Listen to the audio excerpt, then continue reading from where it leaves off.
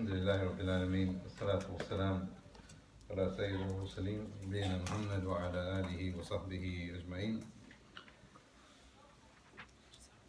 Ask Allah to make this a beneficial sitting and put barakah in this new book that we are about to study, and that we are able to understand what Islam is, and that Allah preserves us upon Islam in belief and in action.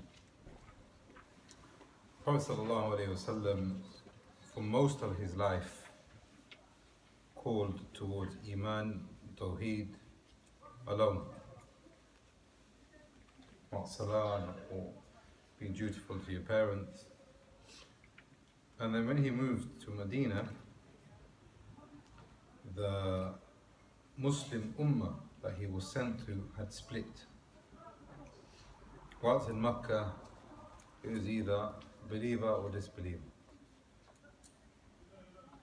Now, when he was in Medina, he was faced with three categories of people now.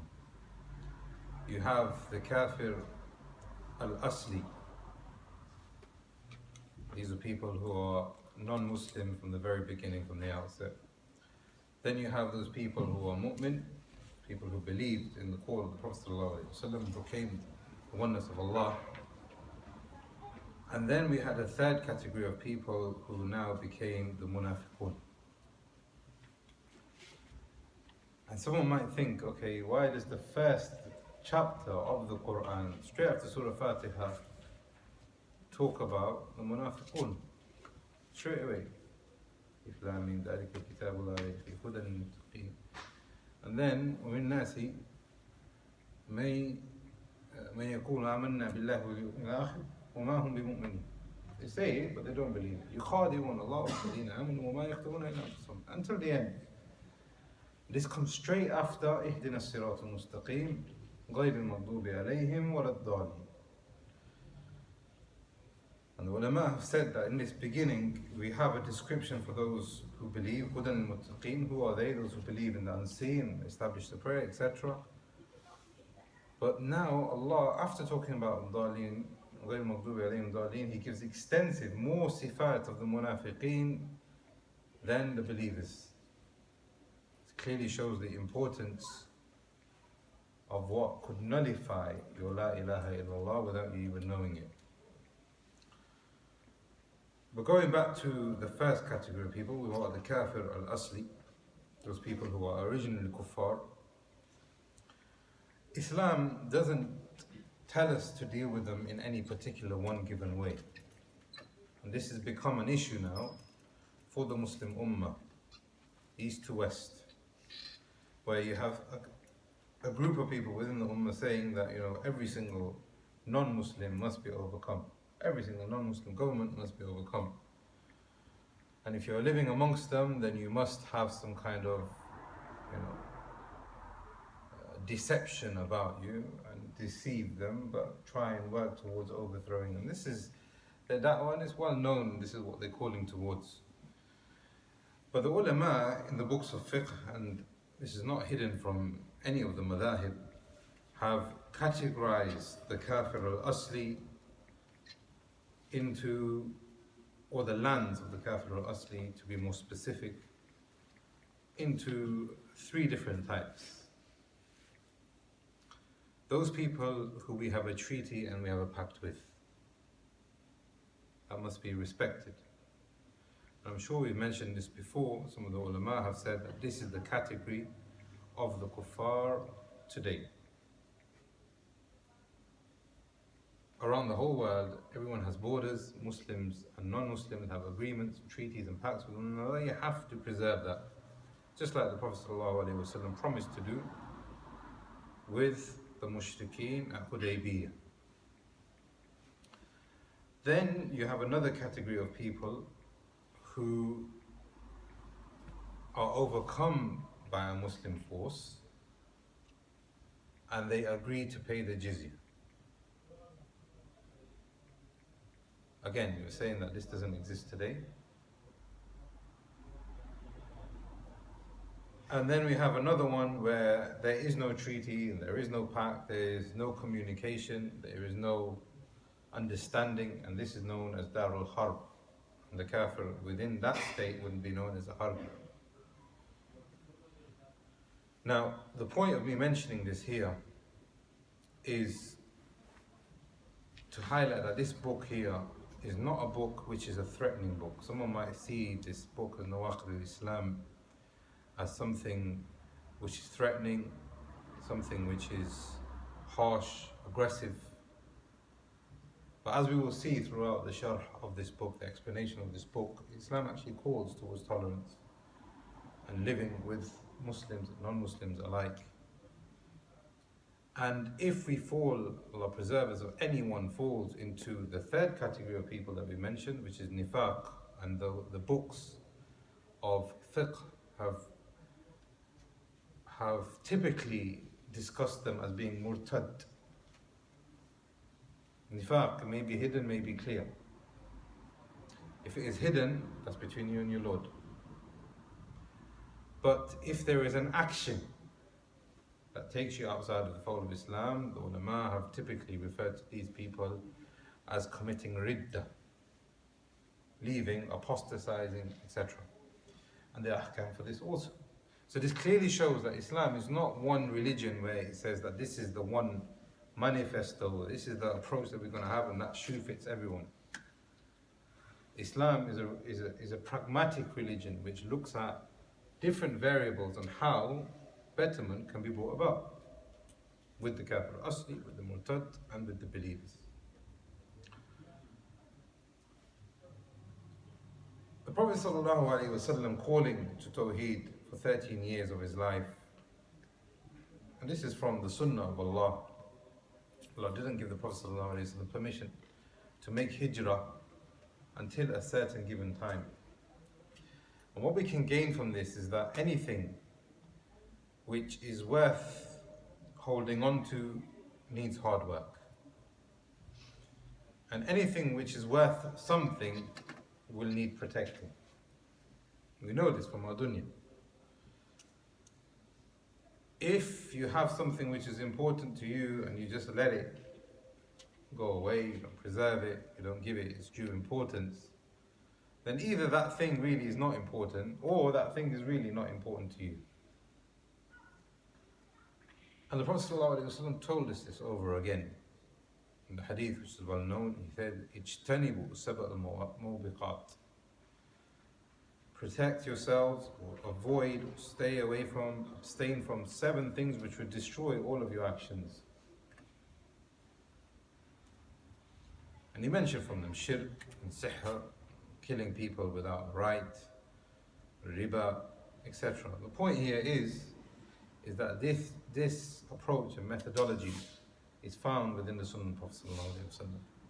You have something which is very, very noble, but that nobility has to be preserved, and there are going to be things that could take that thing away from you. So what's the topic of this book, Nawaqid al-Islam? It's how to protect your identity and remain firm upon the goal, which is the Akhirah. Umar radiallahu anhu said, "Innama tanqud ura Islam." The tenets of Islam will be nullified urwatun urwa, one by one. Ibn al-Qayyim rahimahullah said, knowing ma'rifatu ma yufsidu al-a'mal, knowing what would corrupt or nullify your actions and the deeds, and what would nullify from before, from the outset, or after. Aham ma yanbaghi an yaftash alayhi, is from the most important pieces of knowledge that the slave of Allah must seek. Because what this does is that it preserves his identity, and it preserves his iman, and it preserves his actions. So the topic of this book, like we said before, is not about warning and being aggressive. If you do this, then this will happen to you. It's not about that. It's about how you can maintain Islam. And the general theme of this is that once you lose Iman, you will lose actions. Ibn al-Qayyim, again, he said, rahimahullah, that most people think that shirk has become irrelevant. It was something in the past ummahs and now it's gone. But they don't actually understand what shirk is and how shirk works. It has always been around and it will always be there. And people from this ummah will repeatedly be tested and people will be repeatedly be punished. How many people think that, okay, this is what happened to No1, this is what happened to Ad, Thamud, etc. Khalas. Asatir al-Awwaleen, there's nothing to do with us anymore. We can do whatever we want outside.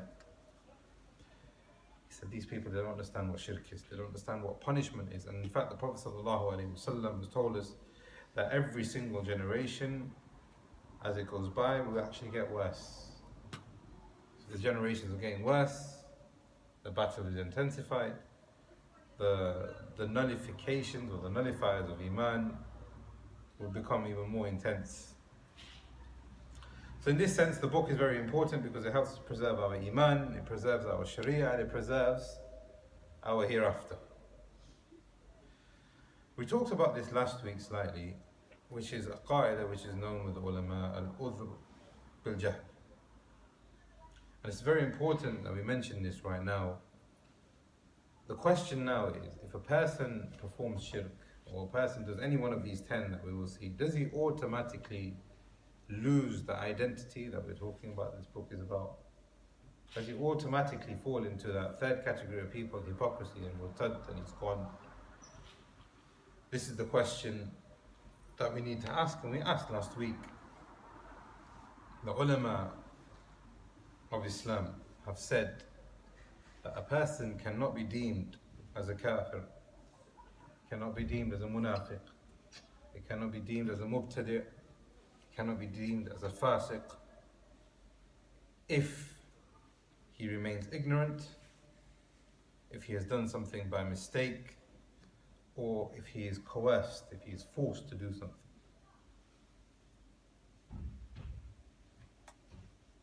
This is the qaida in its generality. But before this, we have to make a disclaimer that the ulama have said that this doesn't apply to things which are well known about the religion. So a person may go up and do something which is clear kufr and clear shirk, and everybody knows that, even the kuffar know that maybe. And he said, oh, I didn't know. That person doesn't have an excuse. Or he was able to find out, and he didn't find out, that person has no excuse. Imam al-Nawawi, Sharh Sahih Muslim, he says, every affair that the ummah have agreed upon to be part of the religion, if it's knowledge which has spread, such as the 5 obligatory prayers, or the obligation of fasting in the month of Ramadan, or not being allowed to commit adultery or fornication or drinking alcohol, etc., then such people are not excused by saying, I did not know the rulings.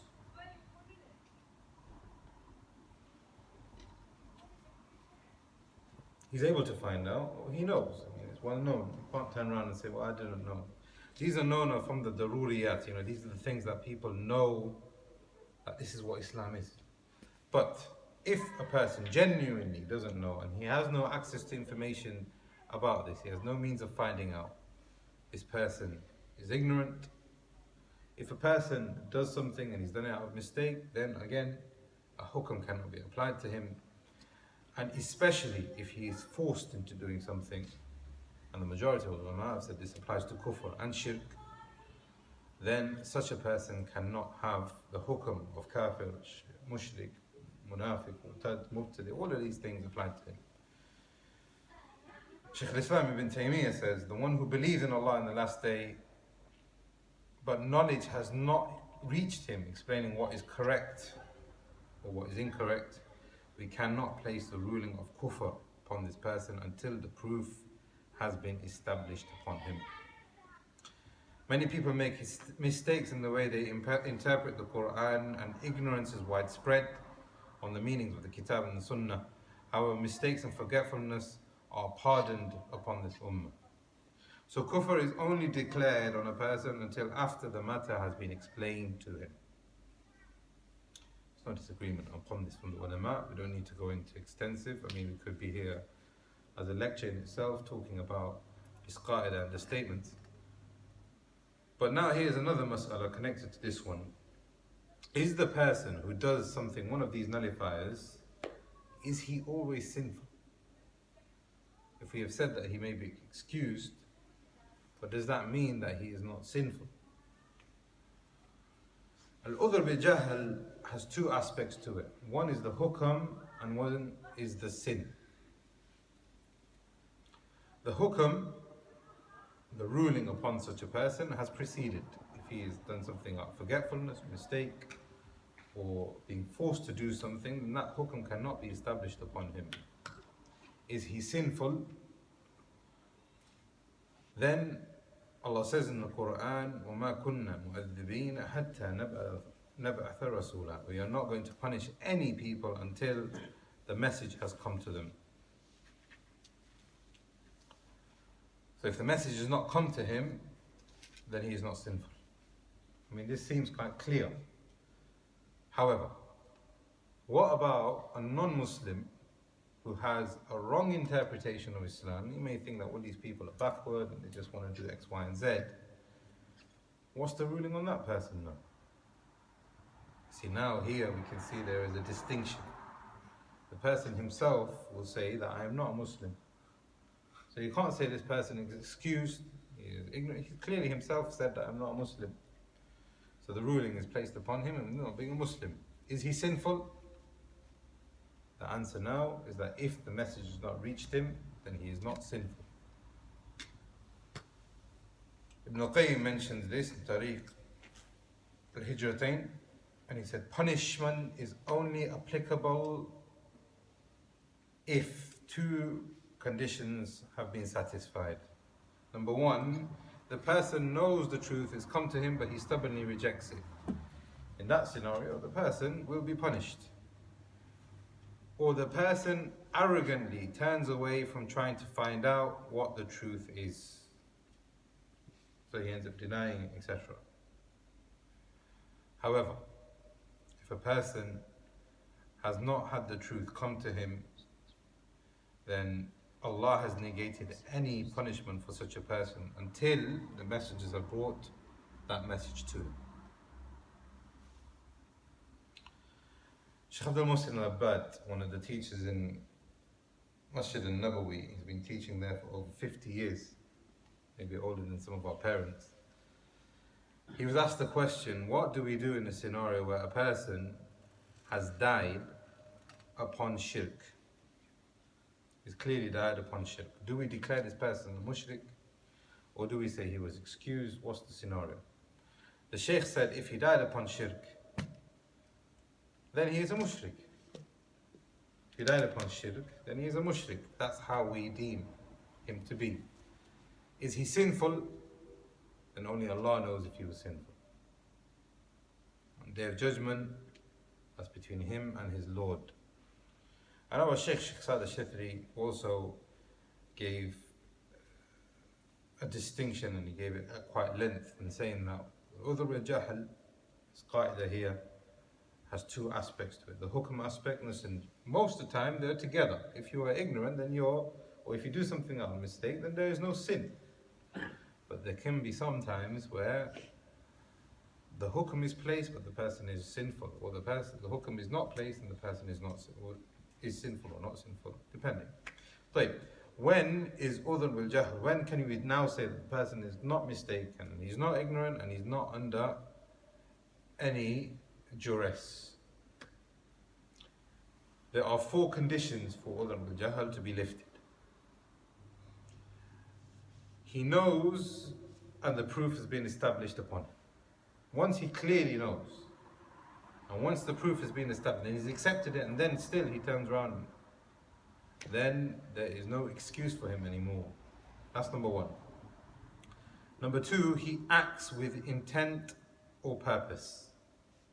He can't turn around and say, I did that by mistake. He can't turn around and say, it's out of ignorance. He's done it on purpose. Number 3, he is not forced and he acts willfully. He does it out of his own free will. Allah says in the Quran, إِلَّا مَنْ أُكْرِهْ وَقَلْبُهُ مُطْمَئِنٌ بِالْإِيمَانِ. Those people who are forced, but his heart is fully full of Iman, then that person cannot be classed as a kafir, or a mubtadi, or a fasiq. But now here, what is force? Force is quite general. Let's say, do you do this right now? Is that force?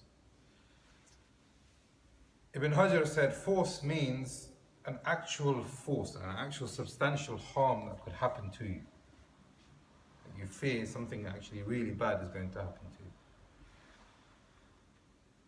And this means that the person is going to do something bad, either severely harm you, or maybe even kill you.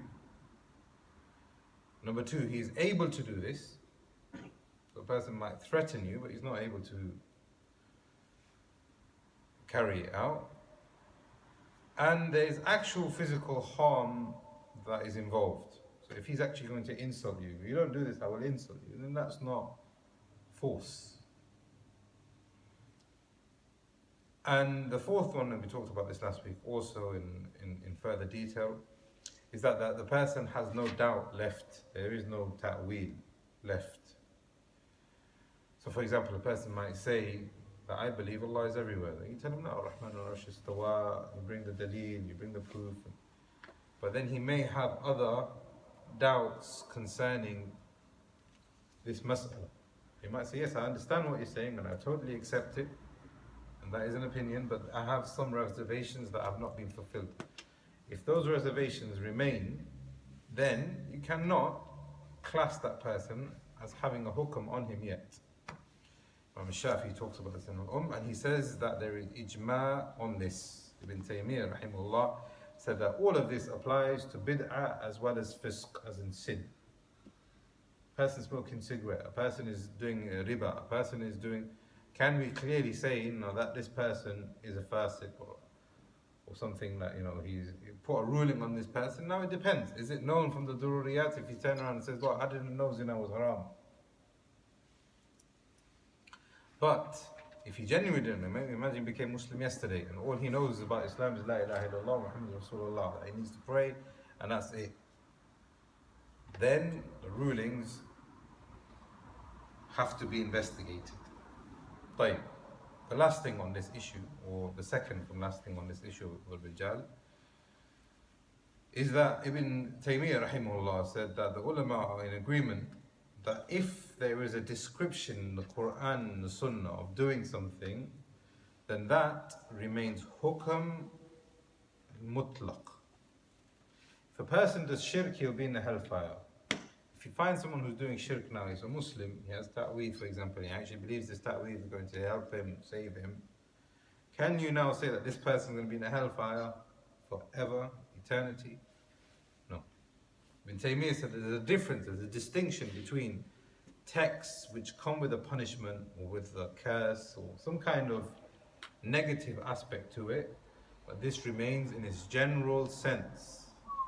Application to it is something completely different. Why? Because of this qaida of al-Uthr bil-Jahl. So he said, وَلِهَذَا كَانُ وَعِيدُ الْمُطْلَقِ.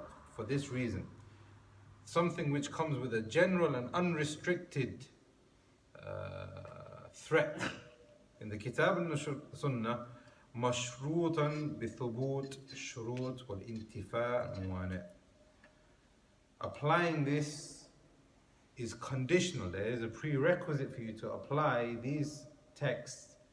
Now, all of the conditions must be there and all of the restrictions must be removed. All the limitations must be removed.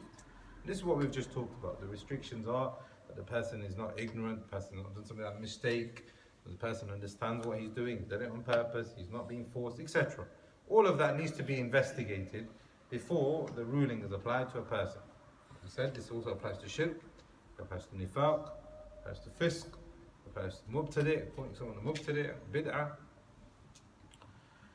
And the last thing about this qaida I wanted to mention, as you can see, this is very important going into this book, but it's also very important in our daily lives. I mean, within Salafiyah and even outside of Salafiyah, you will find people. I mean, how many times have I heard even family members saying the worst people are those people who got the longest beard. The worst people are those sisters who wear the hijab. They are the worst. I don't have a beard. I do some bad mistakes, but I'm not bad. Trust me. That guy with the beard, watch out for him. How many times do we hear stuff like that? We hear that kind of stuff all the time. This is wrong. You can't apply that. How do you know he's not ignorant? How do you know he's not something of a mistake? How do you know you've not understood something from the religion that he is doing correctly, etc.? So who is the one who applies Udhr al-Jahl and takes out these, applies these conditions and takes out these restrictions? Is it too cold?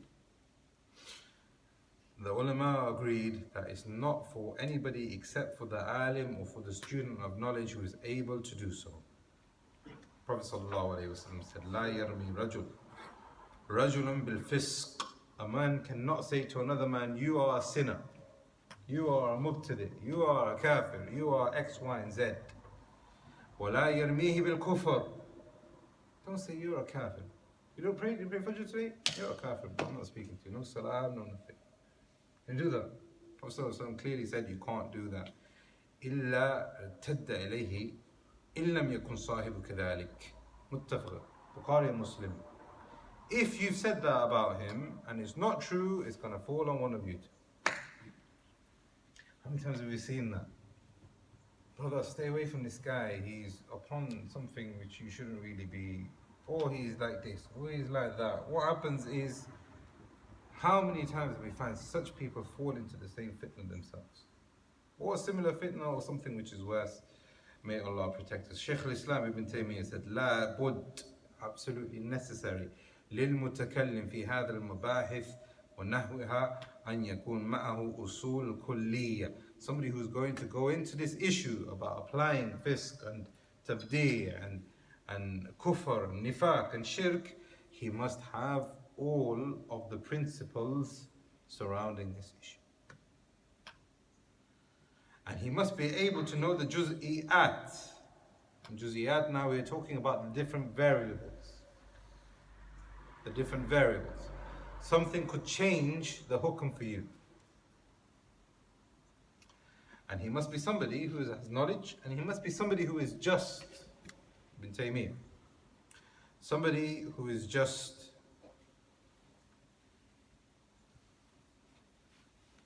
So that, the extent, the paragraph is quite long, but just to summarize what he said, so that he's just, so that what he ends up doing is that he doesn't end up lying, and he doesn't end up talking out of jahl. And all of that will result in him doing dhulm. So he's trying to actually do something good, explaining the hukm. I've seen this brother do something wrong. Okay, so he goes and he tells around everybody, he's done something wrong.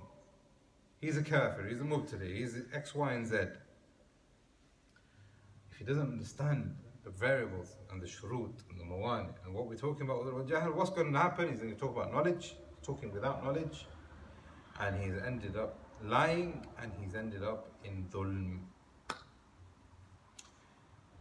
Shaykh Muhammad al-Uthaymin rahimahullah, فالواجب قبل الحكم بالتكفير أن ينظر في أمرين. Before you get into placing a hukm, we're talking about kufr here, but it applies to like all of them that we've seen.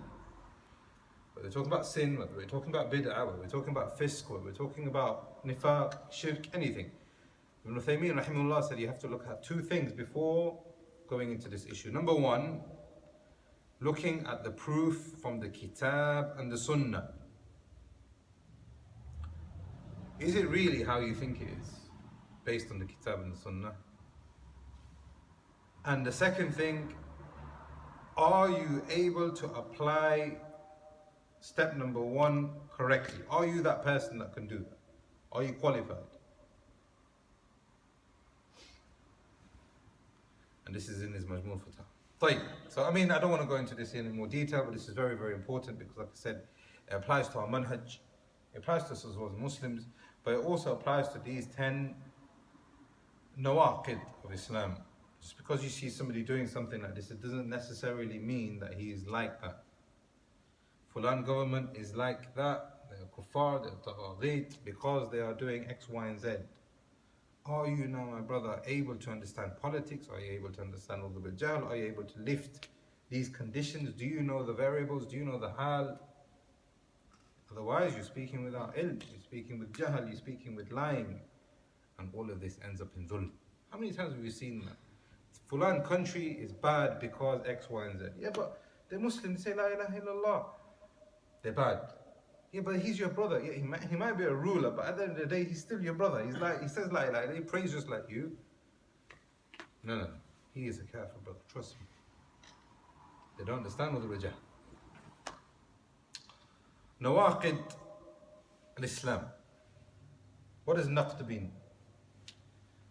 Nawaqid is the plural of naqd. Naqd is a nullifier. So the Shaykh is talking in a plural form that there's not just one thing that will nullify your Islam. He talks about this, وَلَا تَنْقُضُ الْإِيمَانِ بَعْدَ تَوْكِيدِهَا. He speaks to the Quraysh that don't nullify your deeds after you have made them strong. How would you nullify your deeds? Through shirk. This is the meaning of the ayah, but the point here is Allah Himself, Jalla wa Ala, has mentioned that there could be something that could nullify your deeds. And al-Islam, we find many different definitions for it. Some people say it means peace, some people it means mercy. Ulama have given the definition, huwa al-istislam lillah. To submit to Allah. What do you submit to Allah with? Number one, Tawheed. He is your only Lord, and I submit to Him with this. وَالْإِنْقِيَادِ لَهُ بِالطَّاعَةِ. And a covenant with Him, and a promise with Him that you are going to obey. This is Islam. But it doesn't stop there, like we've seen before in Qawaid Arba, we've seen in Surah Thalatha. Is it enough for you to say La ilaha illallah? Does that make you a Muslim? See this last week? Doesn't make you a Muslim. It's not enough. وَبَرَاء مِنْ شِرْكِ وَأَهْلِهِ. To negate any kind of partner and equality to Allah and all of its people. This problem here, it's people. We're living in the UK. We're going to talk about this, inshallah. And what this title teaches us is just like anything else in Islam. If you want to pray salah, what do? You just get up and pray. There are conditions. Is it time? Have I got wudu? Is the place clean? Am I facing the qibla? These are the conditions. These are known as the shurut. Do you pray in any way that you want? Do you make ruku after sajda? Do you just make one sajda? No. So, your ibadah, salat has arkan, it has pillars. So now we have shurut, we have arkan, this is very important. And then we have nawaqid, things that would nullify your salah. You're praying salah, you pass wind. Carry on praying. You're praying salah and you realize that you're praying in the wrong direction, it's not the qibla. Can you carry on praying in that? Nawaqid, these things would nullify it. And then the fourth thing, which we talked about a minute ago, which are the mawani'. And the mawani' are those things which would give you a temporary limitation to something. And this is the Udhr bil Jahl that we've talked about before. Is your Islam nullified? No, there could be a man. There could be something which would be preventing you from leaving Islam, even if you're upon shirk. You might not know, you might have done it by mistake, you might have done it by being forced. So if shirk, if salah is like this, if siyam is like this, if zakah is like this, then the biggest pillar of Islam is definitely going to be like this. We have shurut and we have nawaqid, things that would nullify it. The Shaykh himself in this book has mentioned 10 nullifiers. But the ulama agreed that it's not restricted to number. So why did he choose 10? The ulama have said, that have explained this book, have said that these 10, there is complete ijma' upon. There is complete ijma' upon.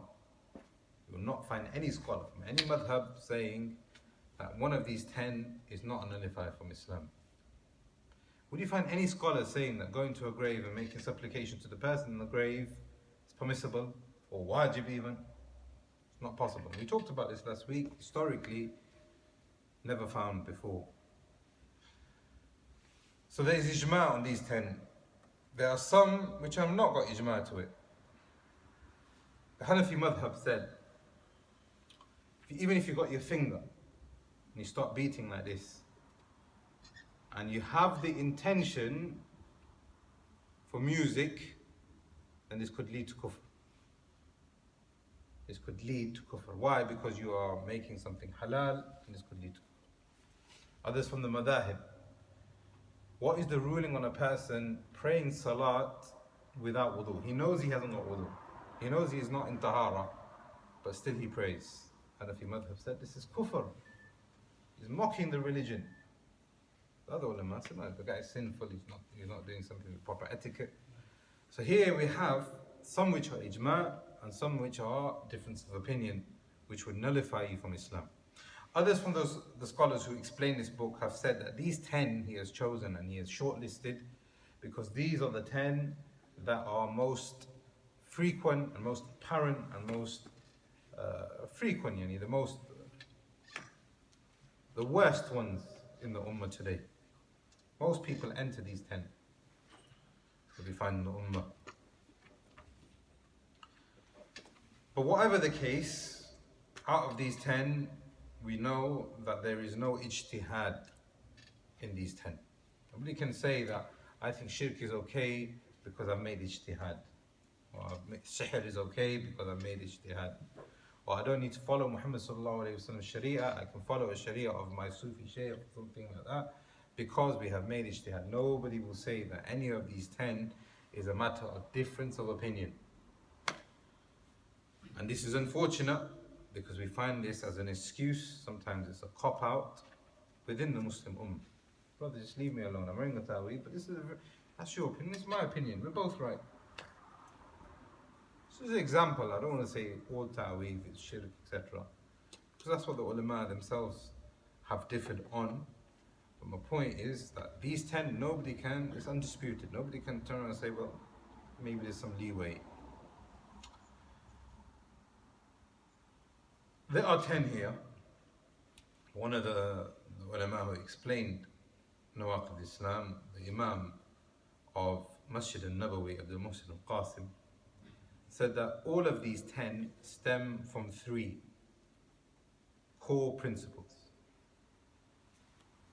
So we should really look at these 10 as being principles, not necessarily a nullifier in itself. Example, what is the ruling on a person saying that I don't believe in Isa being a messenger of Allah?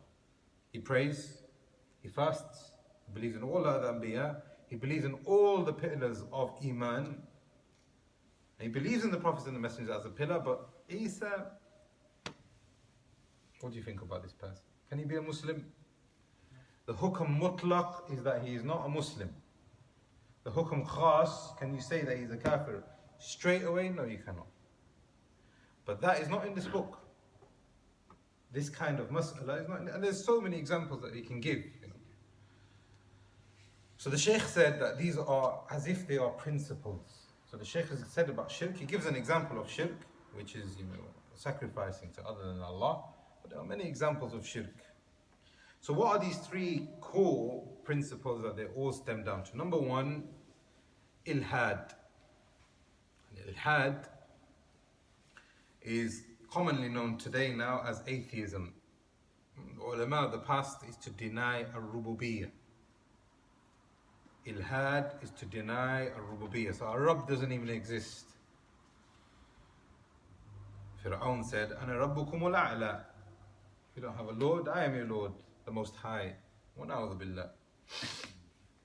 Number 1, ilhad. Number 2, shirk. All of these 10 are either in ilhad or they are in shirk. Or the third one, kufr.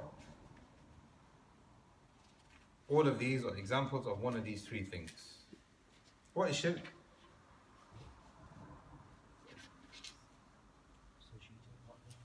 Associating, what does that mean? Also on the same level or higher. Associating partners with Allah. Sometimes you'll find it translated as making an equal with Allah. This is what it means. To bring something on the same level of Allah, either in rububiyyah, either in uluhiyyah, or either in al-asma wa sifat. This is shirk. But we also said last week that it could also mean something that you give precedence. أشد حبا لله. You know, those people الذين اتخذوا من دون الله أندادا يحبونهم كحب الله. They love those just like they love Allah. This is shirk. Sometimes what's worse, you give it more. Can you give me an example of shirk in rububiyyah? My Shaykh, he controls the rain and he gives him my rizq. طيب. So Allah is the one who has created the creation and He is the one who maintains it. But my Shaykh also has the power to change that things from the creation. Rabb means that Allah is the one who created it. He's the one who sustains it, and He's the one who provides in it. And some of the ulama have included within rububiyyah, He is the one who legislates within it. This is rububiyyah. If you were to say any one of these things, somebody else has them, this is shirk in rububiyyah. Can you give me an example of shirk in uluhiyyah? Worshipping somebody inside the grave, asking the person in the grave. Can you give me an example of shirk, asma wa sifat? My Shaykh again. You really love your Shaykh. Allah protect us all and keep moving upon Tawheed until we meet him. What do you think about a guy who can choose, I've said this before, so excuse me if you're hearing this again, who can choose when he can change from a human into something else? Or a spider comes and bites him in his hand and now he becomes a man spider. I don't want to say it the other way because it doesn't befit the house of Allah, but he becomes a man spider. What do you think about this? Now he can maybe see through, well, Allah knows best what he can do. See through walls, he knows the unseen, he's got a sense and he can... Is this shirk in asma wa sifat? Shirk in asma wa sifat, rububiyyah, uluhiyyah is very much active in the ummah today. The people who enter the hellfire, they will say, إِذْ نُصَوِّيكُمْ بِرَبِّ الْعَالَمِينَ. They will speak to the idols and we made you equivalent to Rabbil Alameen. Allah protect us. Imagine that state. Come on Yawm al-Qiyamah and this man spider will be brought in front of you. I used to enjoy this thing in the dunya and I used to love it and I used to be devoted to it. I cannot help you on this day. Why did I make you a partner with my Lord Rabbil Alameen? So number 2 is shirk. Kufr is of types. And these types will define what kufr is. Kufr of nifaq. You say one thing, but then you hide something else. Kufr of shak, which is doubt. The ulama have said that if you doubt in La ilaha illallah, and you doubt that Muhammad is your messenger, and you doubt about the tenets of Iman, you cannot be upon Islam. You've lost your identity. Again, the book, identity. It's not a threat. We're talking about what keeps you within Islam. If you fall into one of these, we will treat you with tolerance. We will treat you with patience. We will treat you with mercy. That's how the Prophet was. Shak. If you have doubt, this is a form of kufr. Kufr can also be takdeeb, where a person outright just, I don't believe it. Kufr can also be of i'rad, and this is the 10th nullifier that the Shaykh brings. And there's a reason why he brings it, because it is as if most of people who have fallen into this today. Kufr of i'rad, where a person becomes rejecting the religion, being negligent of the religion, not having any concern of the religion. This is also kufr. How can you say La ilaha illallah when you don't even care about your religion? You don't want to preserve it, you don't want to have any identity towards it. What's the difference between shirk and kufr and ilhad? Is there a difference? Kufr All of this is kufr. So kufr is the most general of them all. But as you've seen, shirk has specifics. Ilhad has specifics. So I apologize, it's as if this book, we haven't even begun yet, and this lesson has been about the introduction of this book entirely. But you can see it's very, very necessary, whether we're talking about the book or whether we're talking about understanding Islam as a whole, as to what makes you a Muslim, what takes you outside of Islam, how to tolerate within Islam, and how to function with those people who are kafir asli and those people who have fallen to ridda. And it's become a harsh word, apostasy. You see people leveling, insults at Islam. This is how you treat apostates. Except, no, it doesn't. What, you say something wrong, your head is chopped off. I've never seen anybody's head chopped off. Sorry, I've been living there for 7 years. I know people live there much longer, and nobody they've seen apostated and had their heads chopped off. Maybe we might turn around and say, oh, it's a deterrent. You're doing it, so you're forcing them to say Muslim. It's not the case. Many people have left Saudi Arabia and have said things and done things, and the government not calling them back. They've not put extradition, I think they call it, on them and said, yes, we want them back. Islam is not that kind of a religion. Islam has variables. Yes, there are some ahkam, but there is a maslaha and there's a mafsada that Islam always looks into. And there are variables and there are conditions, etc. طيب, the book. قال الشيخ الإسلام محمد بن عبد الوهاب رحمه الله اعلم. No, that's how it's been translated often. But I would say that اعلم means here that this is knowledge that you cannot do without. Pay attention. Focus. اعلم أن نواقض الإسلام 10. Is it just 10? It stems from 3, like we've seen before. They are more extensive than 10, but the 10 that he has brought here are the ones that they ijma, and they are prevalent in the ummah today. 10 nawaqid. Al-awwal, what do you think the first one is? Shirk. Because why? This is the worst one. So now you can see, like we've seen before, وَدَلِيلُ قَوْلُهُ تَعَالَى وَدَلِيلُ قَوْلُهُ تَعَالَى, we've seen قواعد الأربع. The alim is the person who will give you the dalil, but the alim is also the person who will place the thing in its proper place. He didn't say, number 1, ruling by other than what Allah revealed.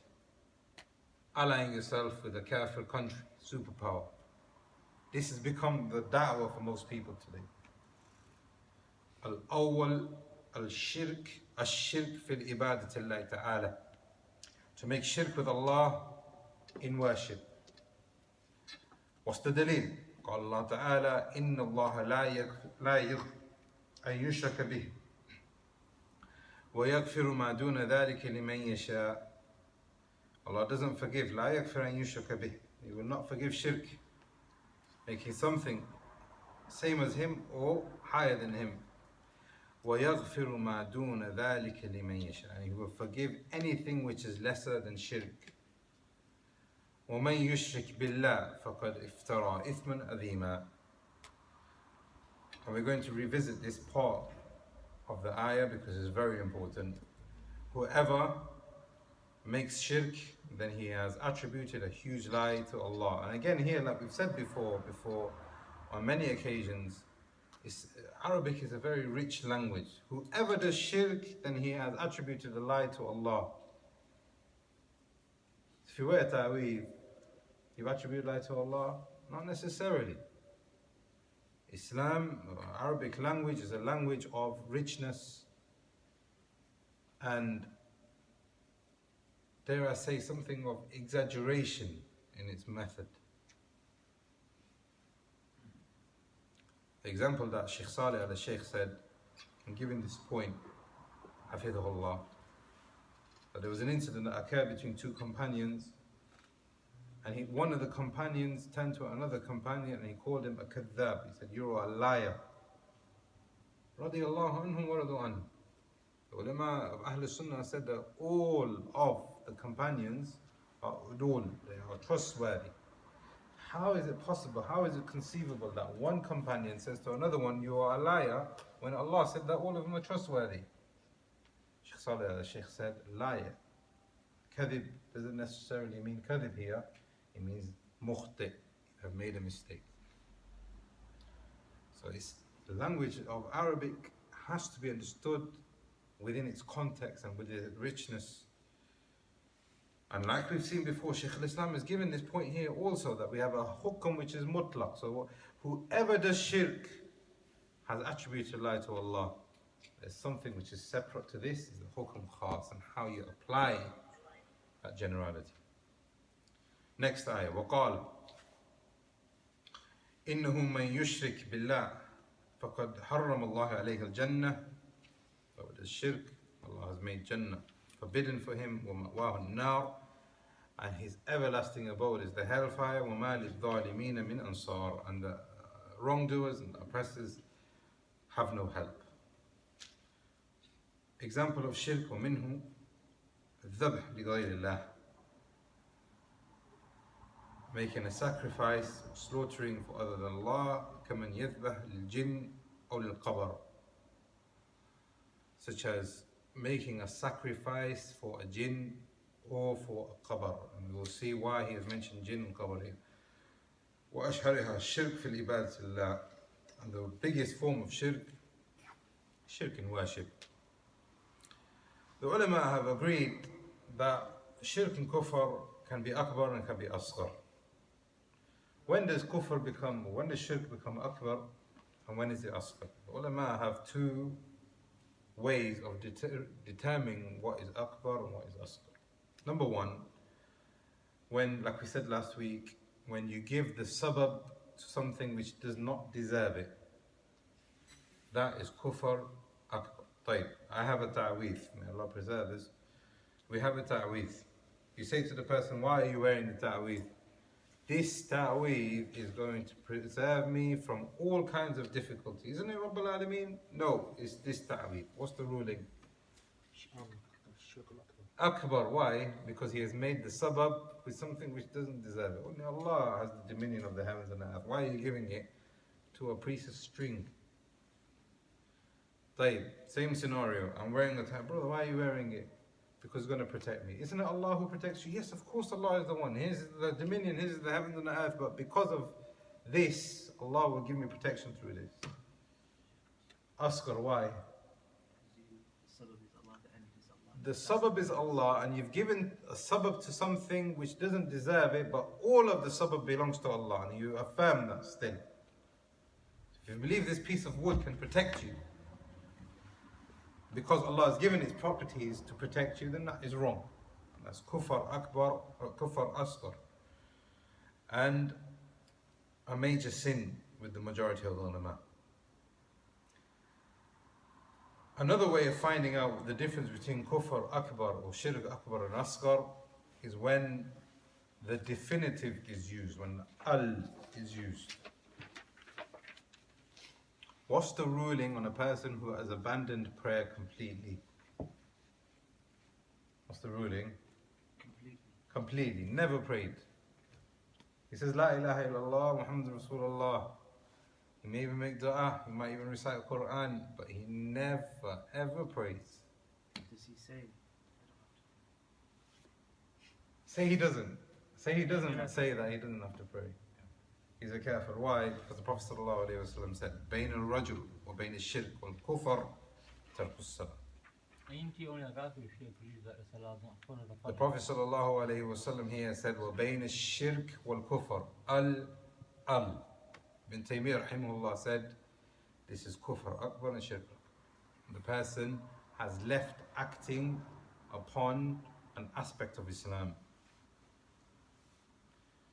So it could be not this, because here we have dalil, the definitive is used. What's the ruling on drinking alcohol? I think it is halal. Akhi says in the Quran, فَاجْتَنِبُوا لَعَلَّكُمْ تُفْلِحُونَ. No, that ayah is wrong. It is halal. That is good. If he drinks it thinking that it's haram, that's sinful. You see the difference now here. Both of you saying the same thing. When a person makes istihlal, when he makes it halal, that's a completely different issue. That's not differentiating between kufr akbar and asghar. Here we're talking about how to differentiate. If al is used with shirk or kufr, the word, then this is akbar. The reference is to akbar. Another example, if a person gives his ansab or his lineage to other than his father, or another one, for example, man halafa bi ghayrillah faqad ashrak. Here this is shirk asghar. Not al is not used. So this is how we can tell the difference between kufr akbar and asghar. Why is this important? Because now here's another mas'ala. If you do shirk asghar, is the shaykh talking about akbar or asghar here? This is the question. If you have riya, you come on the Yawm al-Qiyamah, do you think that you have fallen into a nullifier of Islam? This is something that we need to address. Because number one, we don't want to fall into it. But had a person fallen into it, it's very dangerous. You have something to say? Awesome. Some of the ulama have said that Allah says, Inna Allah la yughfir an yushraka bih. Yushrak here means all kinds of shirk. It's shirk jins. Any kind of shirk, asghar or akbar, the person will never enter Jannah. And this is what Ibn Taymiyyah seems to refer to in his book. Some of the ulama have said that he's not given a definitive, opinion, but he seems to lean towards. And I heard myself, Shaykh Abdul Rahman Nasir Barraq, Allah, give this opinion also. It's general. And you shirk bih, you made shirk. Shirk is of different types.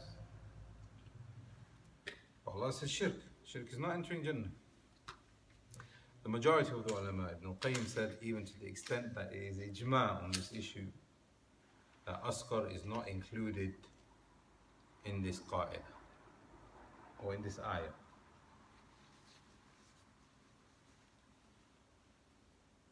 And what's the reason for this? I mean, here we have another example of, we have one ayah and there's two different opinions based on that one ayah. They're using the same dalil. Ibn al-Qayyim said, different arguments, but one of the things that stand out probably the most is that shirk, major shirk, wipes out all deeds. Major shirk wipes out all deeds until nothing remains. لَإِنْ أَشْرَكْتَ لَيَحْبَطَنَّ عَمَلُكَ.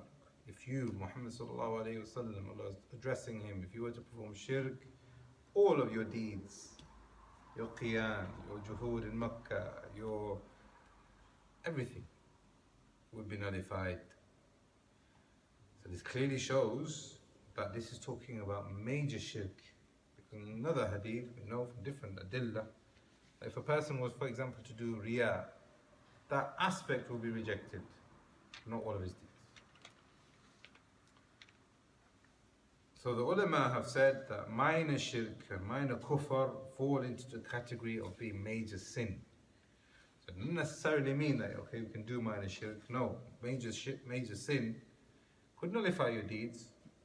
It could make you fall into a great deal of punishment. We saw in the hadith what the Prophet ﷺ said in the very beginning of this lecture, اجتنبوا سبع موبقات, the 7 things that will completely or even detach or decrease your reward, or maybe even completely remove it.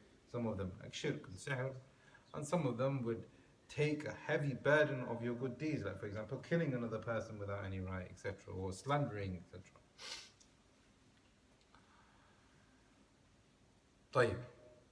Another argument that he brings, Shaykh Ibn al-Qayyim rahimahullah, he said فَأَمَّا النَّجَاشَةُ الشِّرْكِ, the impurity, the najasa of the shirk. What we saw in Qaida Arba', there's different types of najasa, and najasa, the spiritual one is the worst one.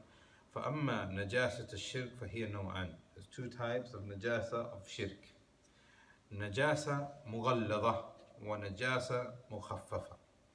And inshallah when we study fiqh we will understand that there's different types of najasa.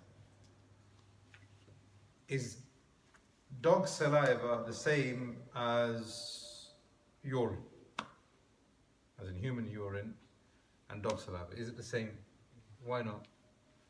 The dog saliva is much worse because you have to clean it 7 times, you have to use soil, etc. Likewise, shirk is مغلظة and مخففة. فالمغلظة الشرك الأكبر الذي لا يغفر الله فإن الله لا يغفر أن يشرك به. He's saying that this is the greater type. So as we have impurities of different levels, shirk is of different levels. This is the argument that he's making. This is what stands out to be the correct opinion, that minor shirk and minor kufr doesn't include itself into this qaida where it would nullify your deeds and make you prevented from the hellfire. The Shaykh gives an example of sacrificing for a jinn or for a qabr. And the ulama have said making a sacrifice, a dhubh li ghayrillah, based on what we've talked about before, of every single action having conditions and arkan, etc., the hukm will change. Like a person sacrifices an animal for a jinn. And what they used to do at that time is they used to do that to seek protection. Yeah, I say the jinn, we're making this sacrifice for you so that you and your jinn can protect us in this valley.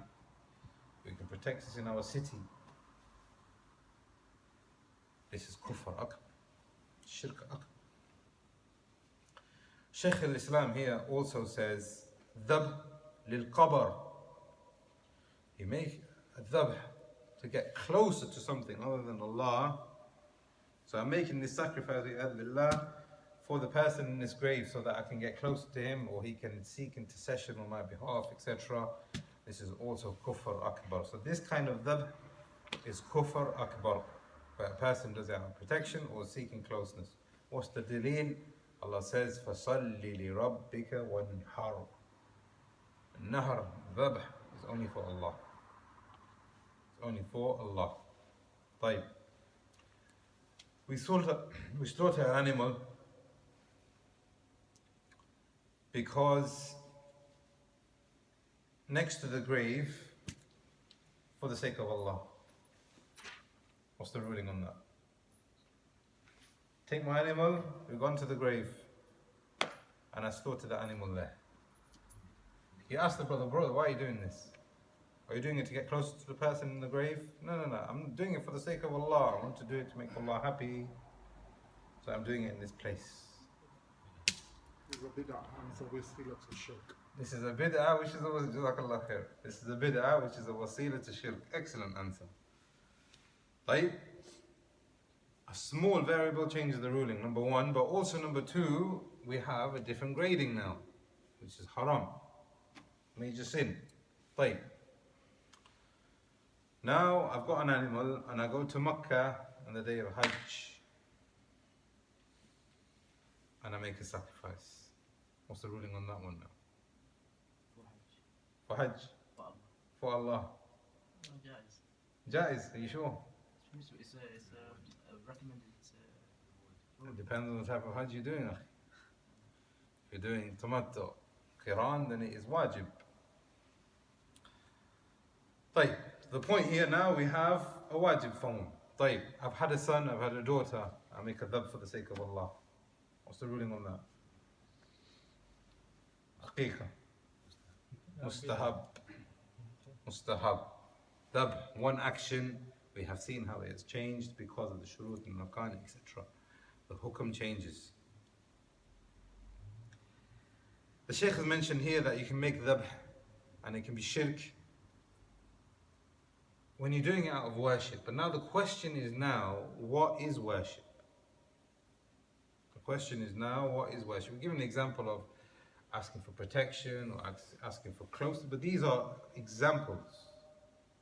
What is worship? Anybody know what worship is? Or what are the tenets of worship? What comprises worship? Anything which Allah is pleased with is a general definition as to what worship is, but doesn't classify the pillars of worship. That's what I'm asking. I'm sorry, maybe it wasn't clear. What makes up worship? Niya wa ittiba. Niya wa ittiba. These are the shurut al-qubul. Whatever's been mentioned that you're allowed to do. In terms Same thing. If you don't have something which has not been mentioned as bid'ah, then it's rejected. So this is how you know that your action is going to be accepted with Allah bi'idhnillah. But what is worship? As in, what does it comprise of? Something you do to get closer is what the brother has said. This is the general definition. But I want to do something to get closer, but what am I supposed to do now?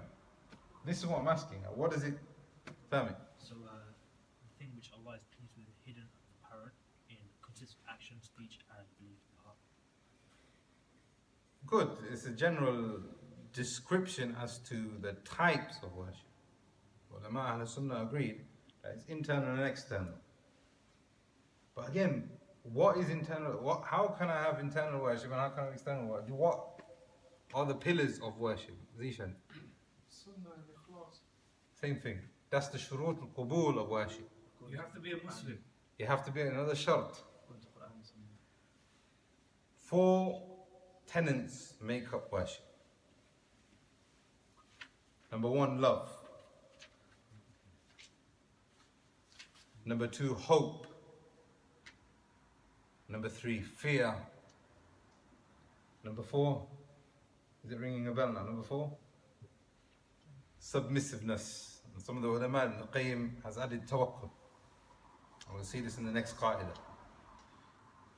So now, if you make a slaughter because you love something, you are doing it out of what you want to do it so that you can get closer to that thing out of love.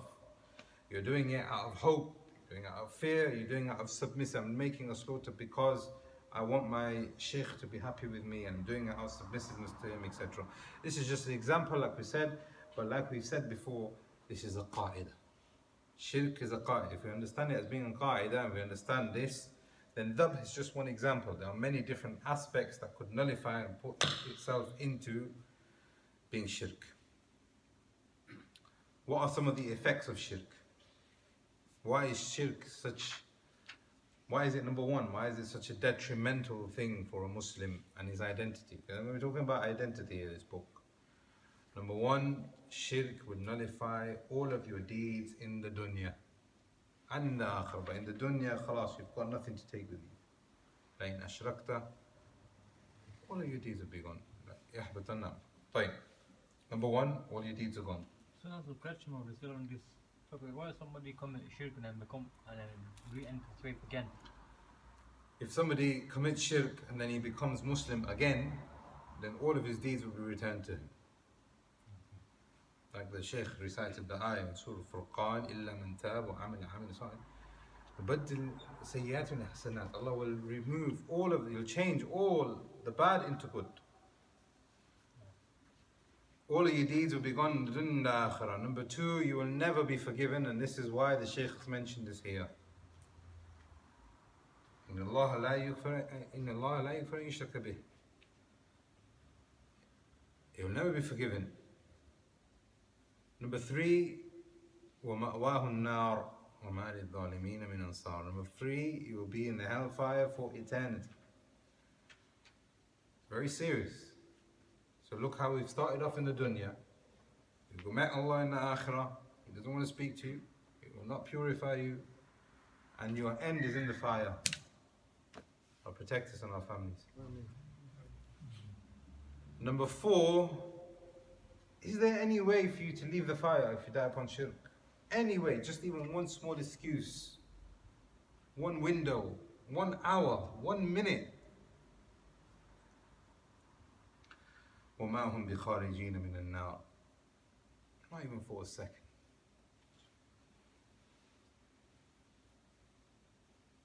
As if that isn't enough. إِنَّ اللَّهَ لَعْنَ الْكَافِرِينَ وَعَدَّ لَهُمْ سَعِيرًا. Allah, the Master, the Creator, the one who has dominion of the heavens and the earth, will place His curse upon that person.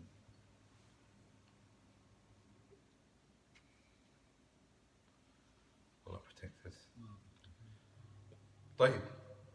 But again, Islam is a pragmatic religion. Islam is an optimistic religion. Islam is not a religion of harshness and aggression.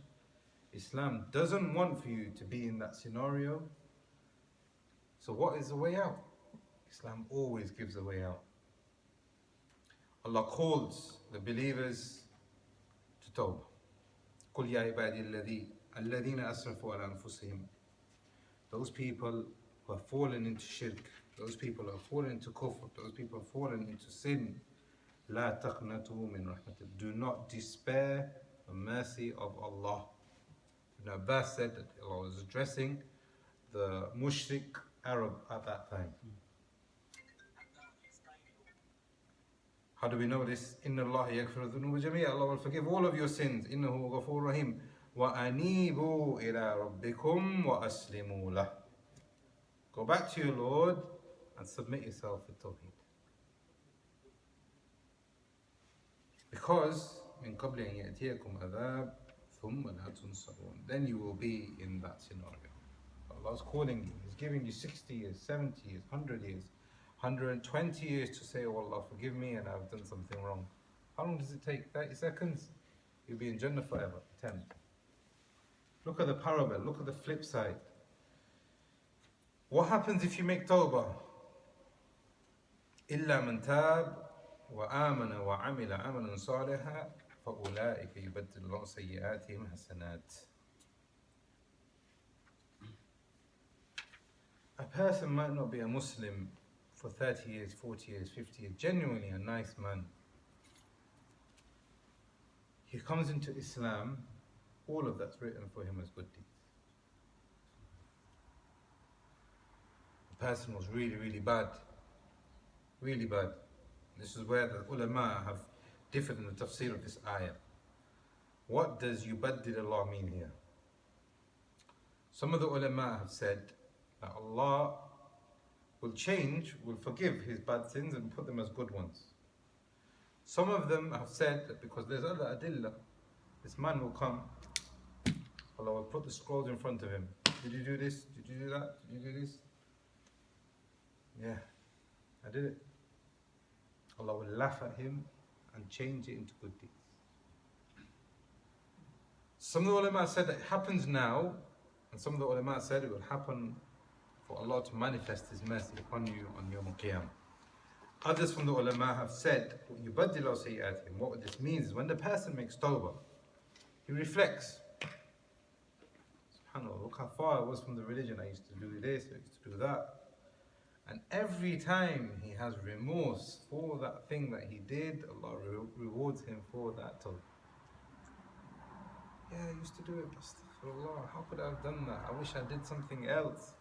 Hasan. So the point here is, your Lord is merciful.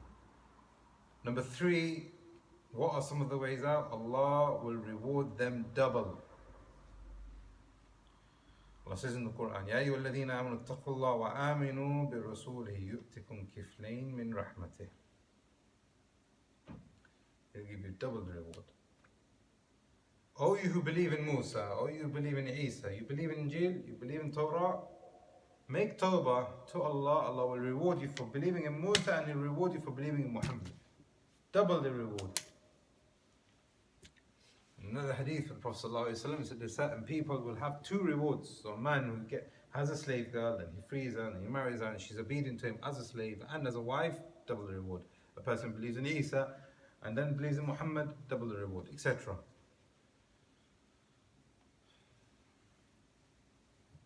This is the introduction. This was the first principle. Should we take the second principle or do we have questions? We have about 10 minutes, so inshallah, ask Allah to make this beneficial for us all and preserve us upon Iman in our actions, in our belief, and our family members, and that He unites us in Yawm al-Qiyamah upon Tawheed with our family members, and that He takes us in a state where He is happy with us and not angered with us, and that He tells us Salam qawlun min Rabbil Rahim, we have Salam from our Lord, and that He is happy to meet us just as we have had Tawheed with Him in the dunya, and that He unites us with the Anbiya and the Rusul, and He gives us an everlasting bliss. هذا والله أعلم وصلى اللهم على نبينا محمد وعلى آله وصحبه أجمعين. No questions?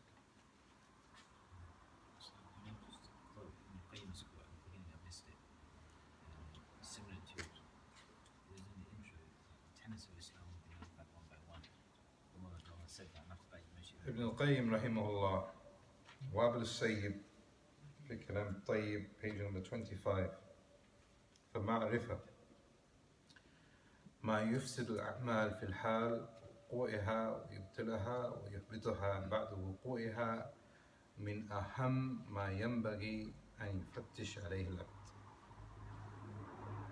This is the most important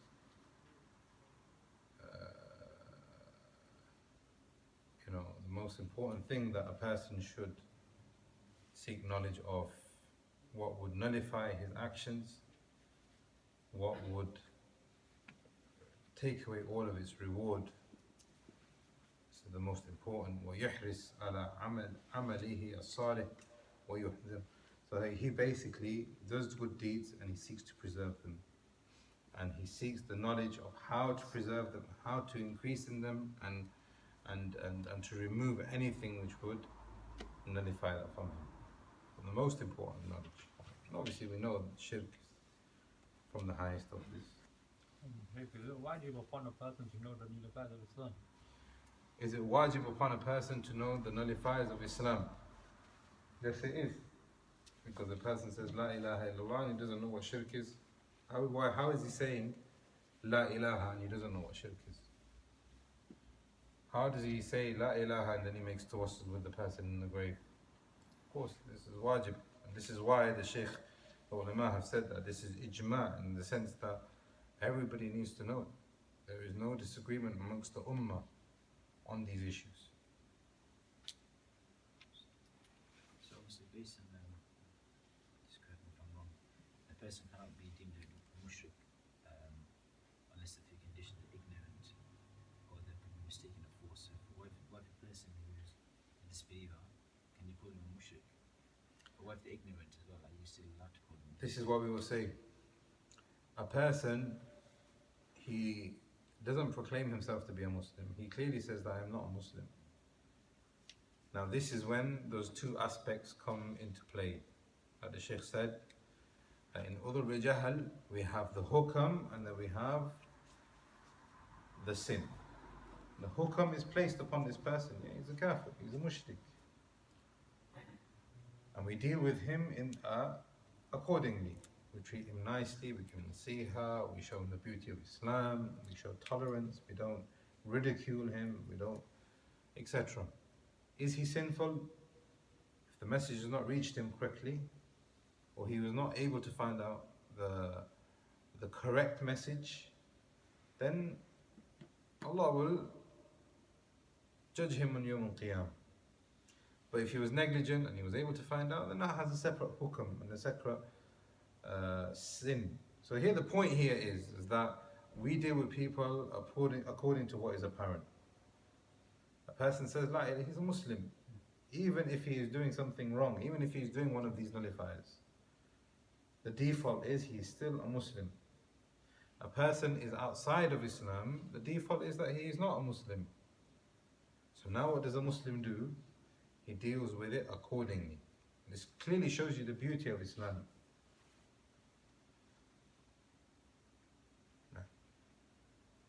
With regards to the Ahmadiyya, you mentioned obviously if somebody doesn't believe, they believe in all the Anbiya, they don't believe in Isa alayhi salam. Yeah. It doesn't straight away mean they're kuffar, just if this hasn't been established upon them.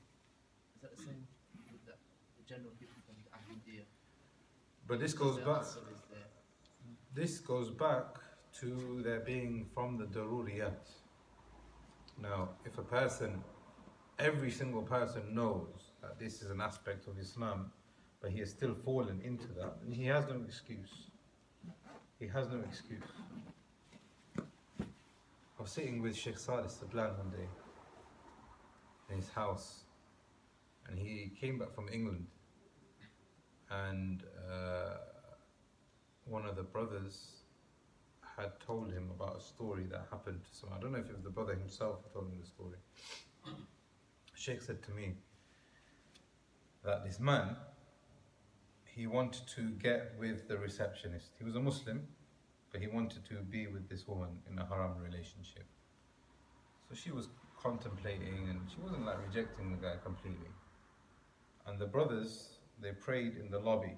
I'm guessing the Shaykh was there. This salah was established. He continued speaking to this woman. The woman said to him, they're about to pray, aren't you with those guys? He goes, yeah. He went to pray. He missed a rak'ah, so he had to pray by himself. And he came back to her. So why did you pray by yourself at the end and everyone left?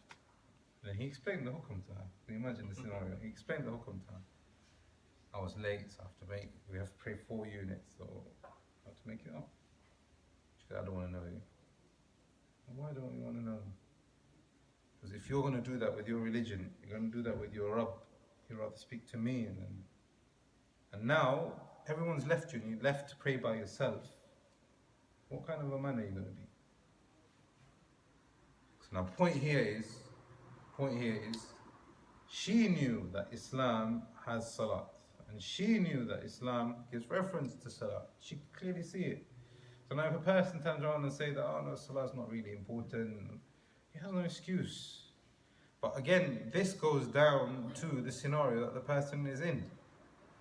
I know another scenario where a person became Muslim at the age of 70 something in Cornwall, never met a Muslim in his life. He became Muslim. How? He saw the news and he started researching what is this Islam about, and he became familiar with the idea that this is all just propaganda, it's just batil. And in fact he was so old he didn't even know how to use a computer. He actually had to learn how to use a computer, learn how to work the internet, etc. And then he learned about Islam. He learned about Islam, he became Muslim. The brother who's relaying this to me, he was on locum and he actually went there. And this was the first time he met a Muslim in his life. And he goes, yeah, I'm looking at Islam and this and that. 2 weeks or sometime later, he emailed this gentleman and he said, how are you getting on? You got any questions? He goes, no, I accepted Islam. And I've ordered some books from Saudi Arabia. And this is the list of books. Aqidah, Bin Baz. Salat, Uthaymeen. Bin Baz, Albani, Uthaymeen. A man in his 70s got guided to Islam. Then he got guided to Bin Baz, Uthaymeen, Albani. He's never met a Muslim in his life. It depends. It really depends. The daruriyat of what you know of the religion depends. And some of the ulama have said that depends on the urf. Some of them have said that depends on the availability. So now can you say for a person in Saudi Arabia, I don't know, going to the grave of the Prophet ﷺ, making supplication to the Prophet ﷺ is haram? Can you say that? No. He knows Arabic, he speaks Arabic, he's taught in Thanawiyah, etc. He said, oh, maybe I was sleeping in that lesson. A question? So you mentioned at the end about the effects of shirk. Yeah. Did you mention someone, a scholar said that, or? The effects of shirk, it was mentioned by Sheikh Abdul Muhsin al-Qasim again, but you find this in quite a few of the shuruh. The shuruhat that I've mentioned the effects of why is shirk important. But next week we're going to look at, I don't want to say rational, but more, like we said, something which is connected to your identity. And why is shirk so important in Islam? As in, why is, so much importance being given to shirk? We'll look at that inshallah next week. But these effects have been derived from the text, as you can see, and have been mentioned by some of those who explain this book.